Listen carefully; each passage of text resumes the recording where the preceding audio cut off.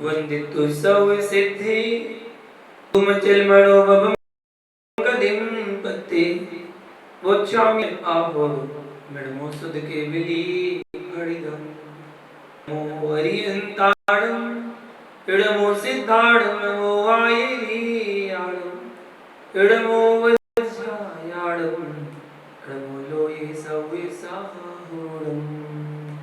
जब निरंतर सदगुरुष्टि भगवान की आचार्य भगवान कुंद स्वामी की आचार्य लोग सगत महामणिराज की आचार्य से विशुद्ध सगत महामणिराज की अहिंसा में विश्व धर्म की।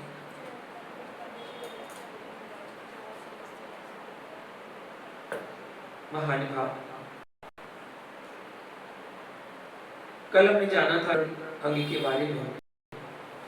आज वात्सल्य गुण का कथन अगली गाथा 235 नंबर गाथा में करते हैं और व्याख्या करते हैं। जो गुणदि वच्छलतम तिन्नम साहुण मोक्ष मगमी सो वच्छल वावजुदो सम्मादिति मुनि अभो।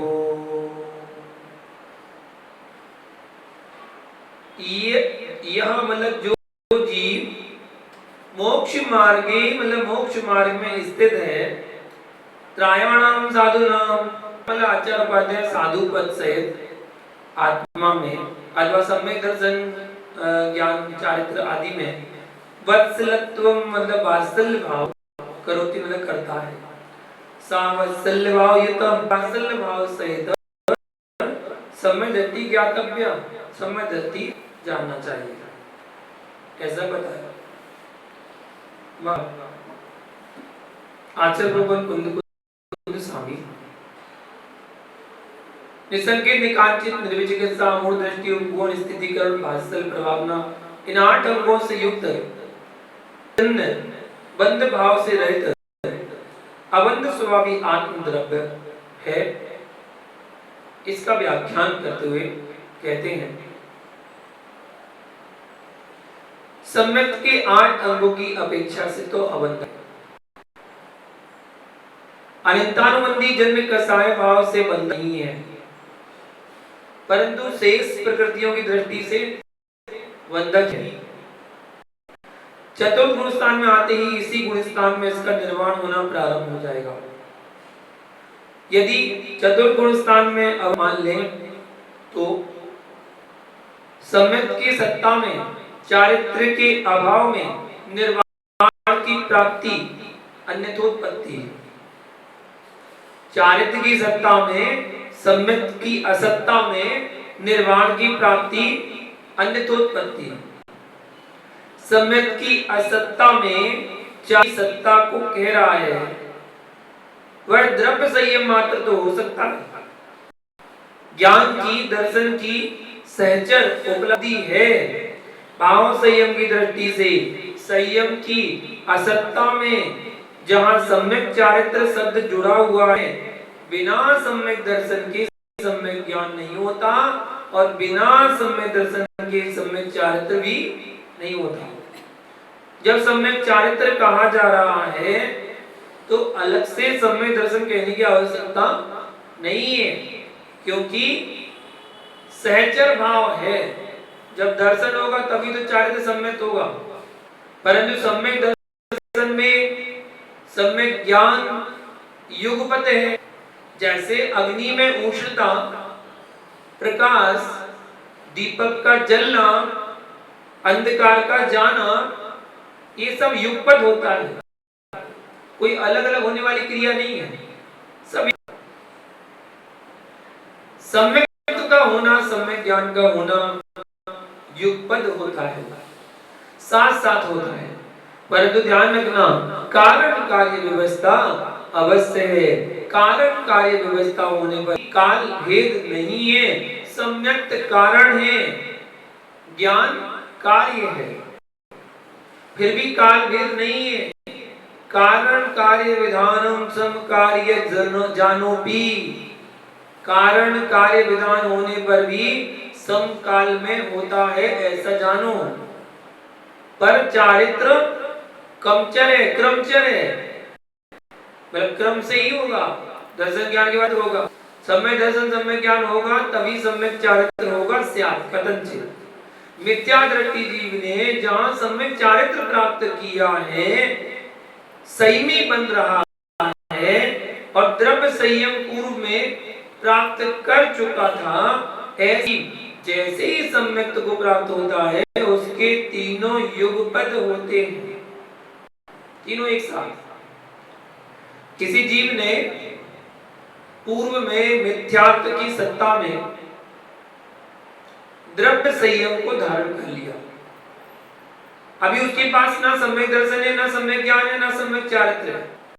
मिथ्यात्व की सत्ता में द्रव्य संयम को धारण किया है, लेकिन द्रव्य संयम अभी है, सम्यक दर्शन सम्यक ज्ञान सम्यक चारित्र नहीं है, लेकिन द्रव्य संयम है।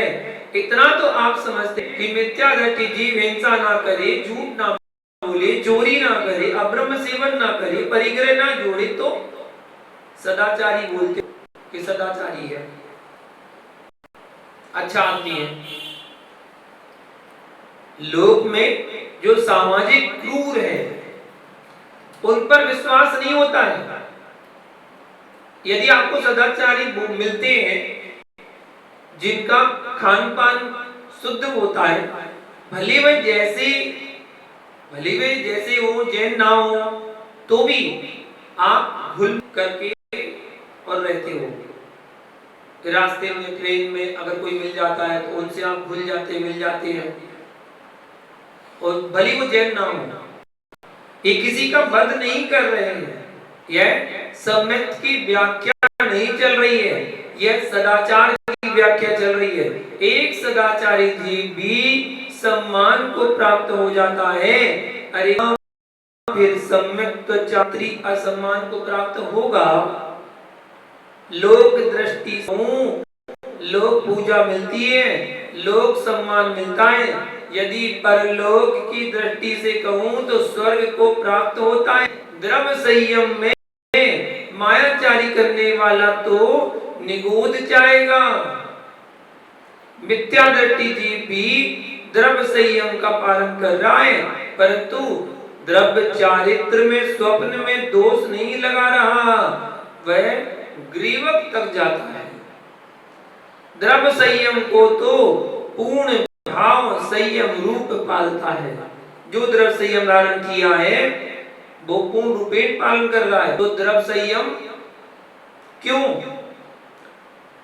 सम्यक के अभाव में है, इसलिए द्रव्य संयम है। ज्ञानी हम दोनों पक्षों से भ्रमित हो जाते हैं।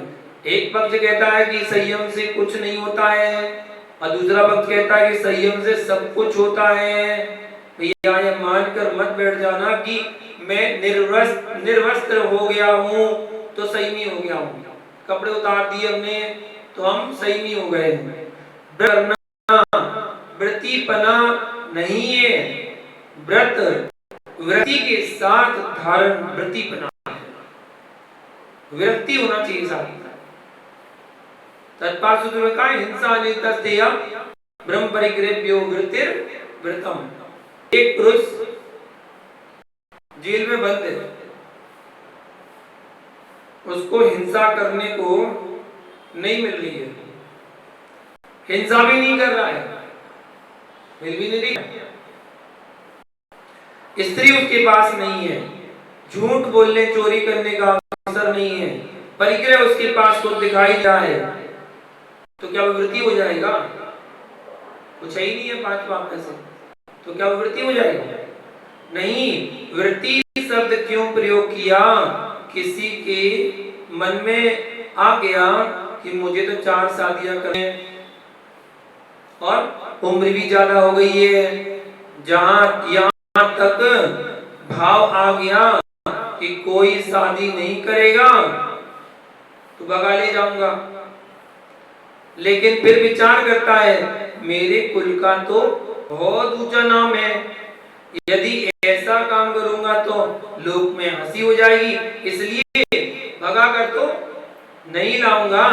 दूसरी दृष्टि समाज दंड देगी, तीसरी दृष्टि राजदंड मिलेगा, घर में पत्नी भी है बेटे भी हैं।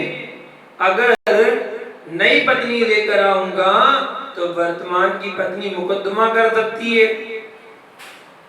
इत्यादि विकल्पों को लेकर के चारों शादियां निरस्त कर दी। उसने उनको निरस्त किया तो वृत्ति हो गया, वृत्ति नहीं हुआ। ये लोक के कारण, राज भय के कारण, समाज भय के कारण और परिवार भय के कारण, इन भयों के निमित्त से ब्रह्म सेवन नहीं कर पा रहा है। भैया वह ब्रह्मचारी नहीं है। कुछ यूं कहते हैं कि मेरी तो शादी हुई नहीं है तो मैं तो ब्रह्मचारी हूं, बोल देते नहीं, तू तो लोक व्यवस्था के कारण ऐसा कह रहा है, लेकिन भीतर के भावों से वो पाप मात्र नहीं करने वाले को जैन दर्शन में वृत्ति संज्ञा नहीं देता। पापों से विरक्त होकर जो पाप नहीं करता है उसको वृत्ति संज्ञा दी जाती है। विरक्त होकर के जो वृत्ति बनेगा वो स्थिर वृत्ति होगा। वैराग्य से युक्त होकर के उसको पापों से गिलानी हुई है, पापों की गिलानी से गिलानी नहीं हुई और वृत्ति बन गया तो वृत्ति के भेष में रहेगा और पापों की अनुभूति लेगा। अभी वृत्ति नहीं हुई तो संयम भी नहीं है, भाव संयम तो है ही नहीं, द्रव्य संयम भी नहीं है, वो तो चित्रमुनि है। जैसे तस्वीर, उसमें ना द्रव्य संयम है ना भाव संयम है, कोई द्रव्य संयम नहीं है, भाव संयम भी नहीं, मात्र आकार है। ऐसे जीव के द्रव्य संयम भी नहीं पलता है, वह मात्र संयमी का चित्र है जो ग्रीविक तक जा रहा है। चित्रमुनि नहीं जाता, चारित्र मुनि जाता है। जो अपने द्रव्य संयम में मिथ्यात्व की सत्ता में 28 मूल गुणों का निर्दोष पालन करता है, ऐसे जीव ग्रीवक तक जाते हैं। वह दुख संयम की महिमा है। अंतिम ग्रीवक की आयु 31 सागर है। प्रविचार मात्र 16 स्वर्ग तक होता है, इसके ऊपर अप्रविचार, प्रविचार से रहित सुख। जिस जीव ने मिथ्यात्व की सत्ता में भी निर्दोष संयम का पालन किया है, वही जीव ब्रह्म धर्म का पालन करने वाला 31 साल की आयु वाला अंतिम ग्रीविक का जीवन जीता है। वह सुख लेस्या के साथ रहता है, ग्रीविक में अशुभ लेस्याएं नहीं होती हैं। द्रव्य संयम की महिमा देखो, सुख लेस्या के साथ रह रहा है, परंतु सम्यक्त की महिमा देखो, इतने ऊपर पहुंचने पर भी तहते चय थावर तन धरो।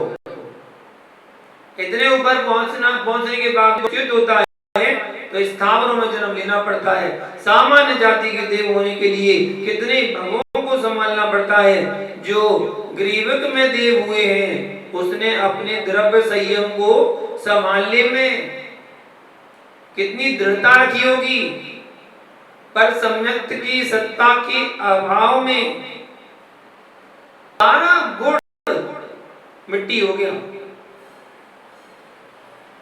इसलिए निर्दोष संयम के पास जितनी दृष्टि है, उतनी ही कोटि कोटि उपायों से श्रद्धा को क्या करना, पालने की दृष्टि बनाइए। बंध दशा, बंध व्यवस्था, निर्जरा दशा, निर्जरा व्यवस्था, संवर दशा, संवर व्यवस्था, मोक्ष दशा और मोक्ष की व्यवस्था, इनको व्यवस्थित होकर समझना। भैया तूने दोने में है, ये बताना। मिठाई के अंदर के लिए, मिठाई के आनंद के लिए खाई थी कि दोने के अंदर के लिए खाई थी कि दोने में मिल रही है।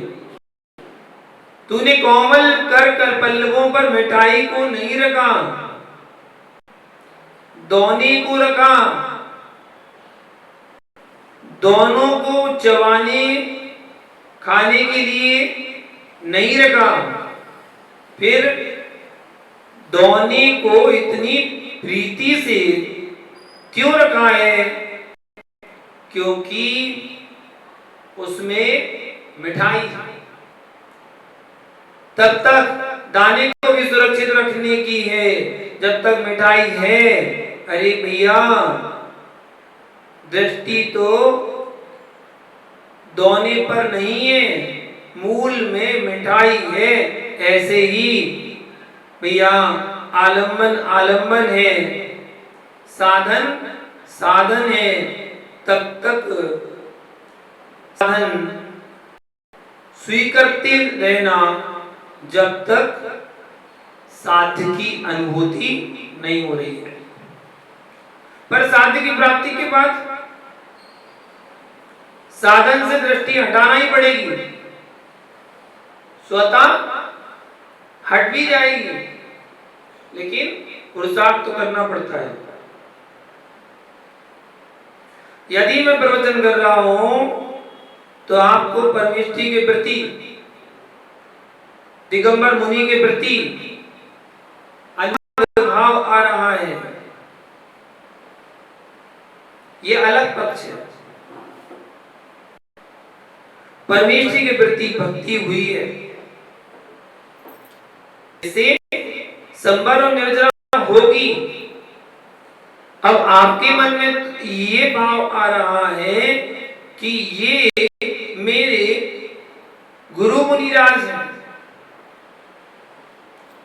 इनसे मेरा मोक्ष मार्ग प्रशस्त होगा, ये अलग पक्ष है।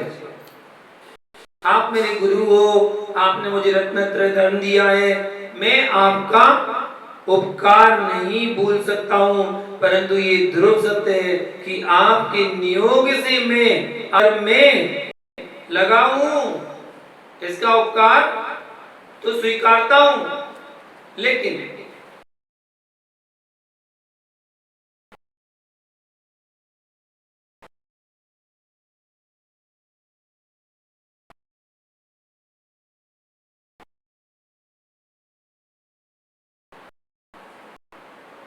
जब मेरा निर्वाण होगा उस काल में मेरी दृष्टि ना जिनदेव पर होगी, ना गुरुदेव पर होगी, ना जन्माणी, मेरी दृष्टि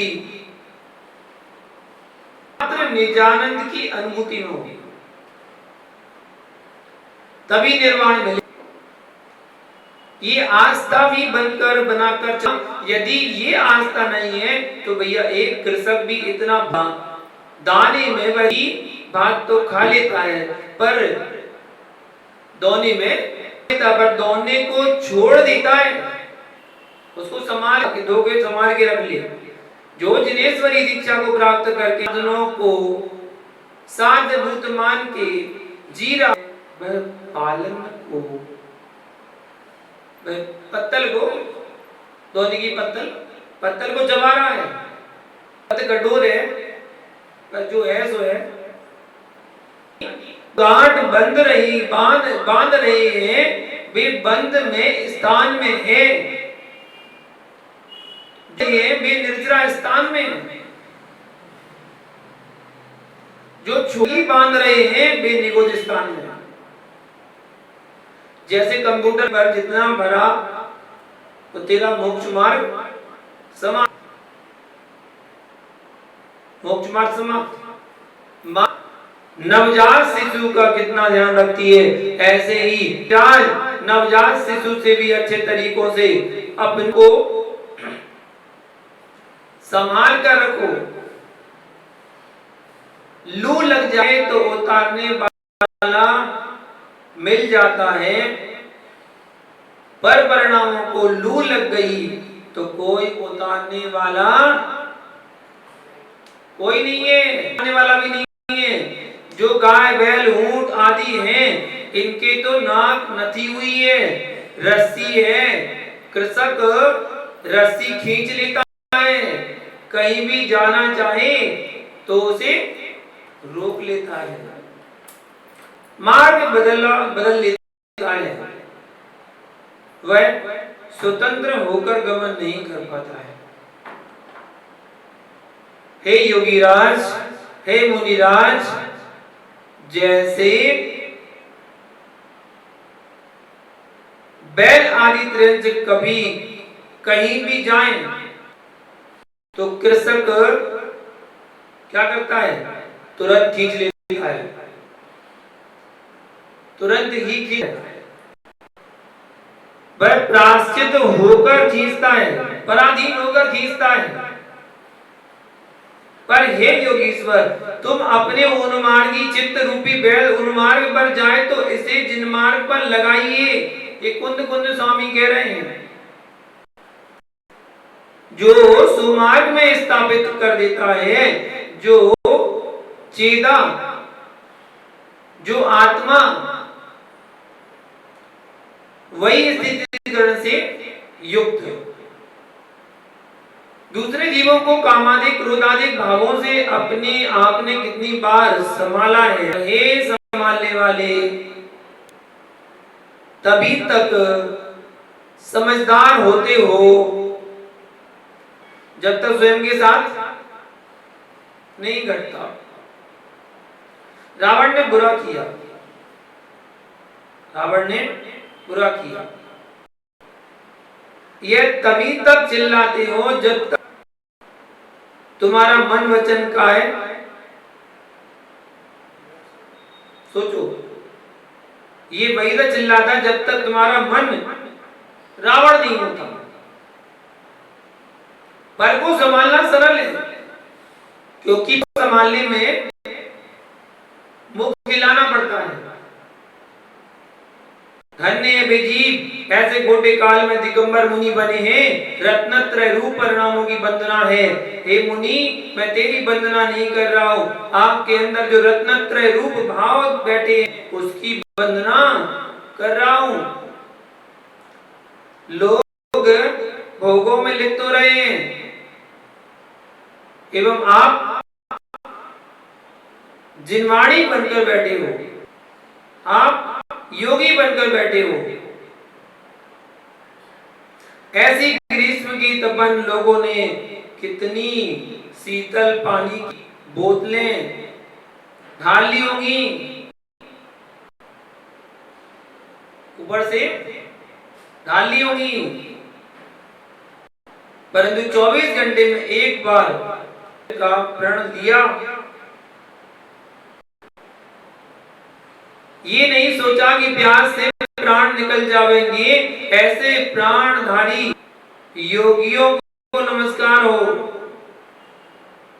रोटी के टुकड़ों में तो दुनिया जी लेती है, पर चारित्र की अनुभूति में जीने वाले कौन नमस्कार।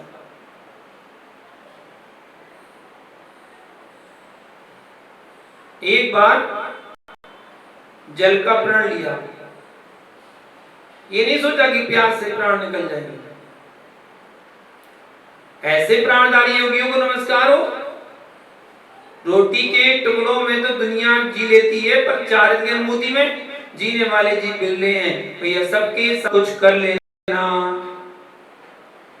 सबके साथ कुछ कर लेना, पर निज के साथ छल मत करना।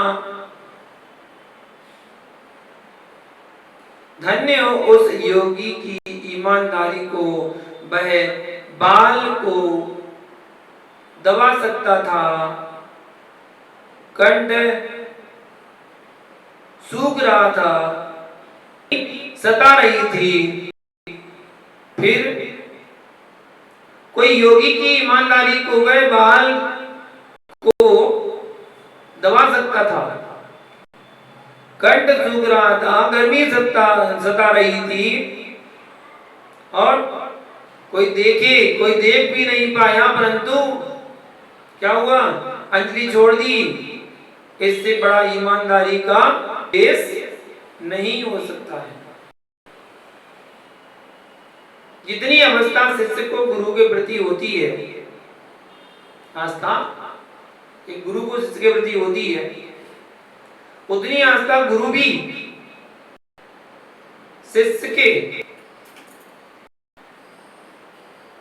के प्रति बनाकर रखे। तो वह कौन? शिष्योत्तम, शिष्यों में उत्तम है, शिष्योत्तम गुरु है।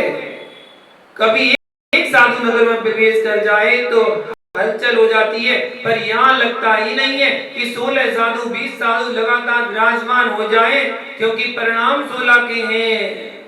कुरल काम में लिखा है कि जब तुम पहुंचो तो लोग हंसें और तुम आओ तो लोग रोएं, तो तुम्हारा आना सफल है। जब तुम जाओ तो लोग हंसें, तो विचार लो कितने अच्छे हो। समझ में आया? कुरल काम में कहा जब तुम आओ तो लोग हंसें और जब तुम जाओ तो लोग रोएं। ऐसी है ना? तुम्हारा आना सफल हो गया।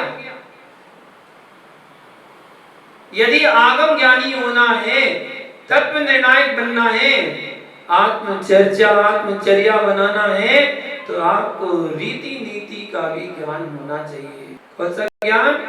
रीति नीति का ज्ञान होना चाहिए। जो साधक रीति नीति नहीं जानता है, वह जाता है, वह पश्चाताप में रोता है। अलवर में आप आए, विचार करना, आपको देखना चाहिए कि यहाँ की रीति नीति कैसी चल रही है। आप आए और कहने लगे कि पद्म प्रभु भगवान का अभिषेक करना है, पहले व्यवस्था का पता कर लो भैया, नहीं तो लोग भगा दे। वे ही घर मिटते हैं जिनके घर में नई बहू आती है, घर की रीति नीति को नहीं जानती है, वह घर को मिटा देती है। जो बहू रीति नीति को जानती है, वह पहले घर की व्यवस्था की, पिता के घर की व्यवस्था को लागू नहीं करेगी। यदि घर की व्यवस्था अनुकूल नहीं है तो भी कुछ दिन शांति से देखती रहेगी, फिर धीरे से अपनी बात रखेगी। यदि प्रथम दिन ही अपनी बात रख देगी तो रूढ़ी कौन छोड़ता? रूढ़ी कौन छोड़ना चाहता है? अध्यात्म की दीवार को तोड़ पाना बहुत कठिन है। उन्मार्ग पर जब हुई मन को जिन मार्ग पर लगा लेना, बस यही तो मोक्ष पुरुषार्थ है। जब ढलान होती है तो बैलगाड़ी का चालक दोनों रस्सी को खींच कर रखता है। भैया, जब बैलगाड़ी चलाना भी सीखना पड़ता है तो रत्नत्रय के विद्या रथ पर आरूढ़ होकर के बिना चलाना सीखे, बिना चलाना सीखे आकर के बैठ गए हो तो गिरोगे और अनेकों को और पटक दोगे। जैसे बैलगाड़ी चालक कर रखता है, ऐसे ही अपने परिणामों को खींचकर रखने सकता है। जो मिथ्यात्व राग है वे उन्मार्ग है। इसलिए हर तरह से अपनी रक्षा करना। अरे ज्ञानी ध्यान दो, यदि किसी जीव से आपको गुण मिल रहा, ठीक है ना, और उसमें लाखों अवगुण भी हो सकते हैं, उसमें लाखों अवगुण भी हो, तो धीरे से गुण लेकर के उसके अवगुणों को छोड़ देना, उस पुरुष को ही छोड़ देना, नहीं तो गुण की राग में अवगुण में लिप्त हो जाएगा। क्योंकि जिसकी शक्ति अधिक होती है वह अपनी ओर खींची लेता है। बंदे सूत्र तत्वा सूत्र का अध्याय का। इसलिए समझ कर रहना, कांटेदार वृक्ष से व्यक्ति फल निकाल लेता है, कांटों से रख फिर भी करता है। भैया विपरीत अभिप्राय वाले पुरुष के पास भी यदि सम्यक तत्व दिखाई दे रहा हो तो उसका ग्रहण तो कर लेना, पर जैसे कांटों से अपने हाथों की रक्षा करते हो ऐसे अपने सम्यक की रक्षा करना। किसी की भाषा में उलझ मत जाना, किसी के संप्रदाय में उलझ मत जाना, पंथ में संत में उलझ मत जाना। वस्तु स्वरूप मेरा है, किसी में चुना मेरा धर्म नहीं है। कण कण स्वतंत्र को कहने वाला दर्शन पर पुरुष को अपने कल्याण का हेतु कैसे बनाएगा? आप के कारण तो हो, पर कल्याण का कारण उपादान की योग्यता ही है। कोई तुझे सामायिक करने को तो कह सकता है, पर परिणाम तुझे लगाने पड़ेंगे। किसी को कहकर खड़ा तो किया जा सकता है, पर परिणति से कौन खड़ा है, कौन बैठा है, वह परिणाम ही करेंगे। इसलिए आचार्यों को भी इतना स्वतंत्र चिंतन करना चाहिए, अन्यथा शिष्यों के राग में स्वयं की परिणति क्या होगी? रवा जाएगी। जैसे शिष्य अच्छा करेंगे तो राग आएगा, और बुरा करेंगे तो द्वेष। यानी तुम्हारी सामयिक समाप्त। उन्मार्ग पर जाते हुए, मिथ्यात्व रागादि रूप उन्मार्ग में जाते हुए संत महात्मानं परम योगाभ्यास बलेन से मार्गे, आत्मा के परम योग अभ्यास के बल से सिम मार्ग निश्चय मोक्ष मार्ग में स्थापित करता है। किसको? सौमों को। कोई कहे हो जाएगा, हो जाएगा, वह नारी होना,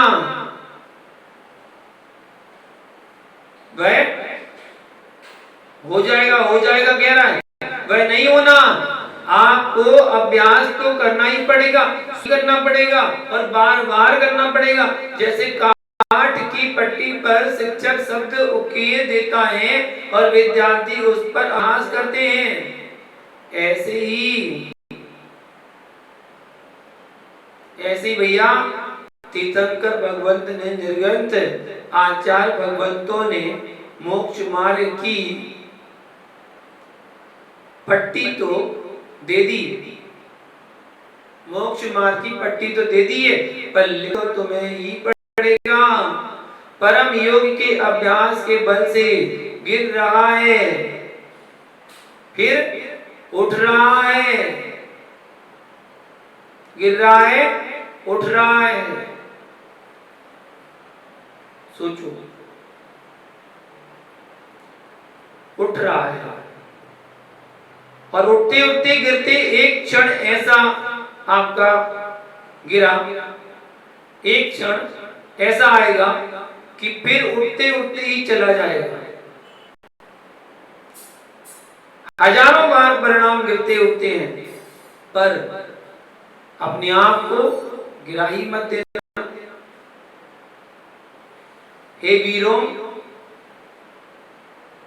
विकारों के विभावों के को पछाड़ दो कि वे तेरी ओर आंख उठाकर भी ना देख पाए और तुम सुबट बनकर सिद्ध शिला पर जाकर विराजमान हो जाओ। महानुभाव, शेष विषय आगे गाथा का कल देखेंगे। आज के लिए इतना ही। जय गुरु भाई भगवान की।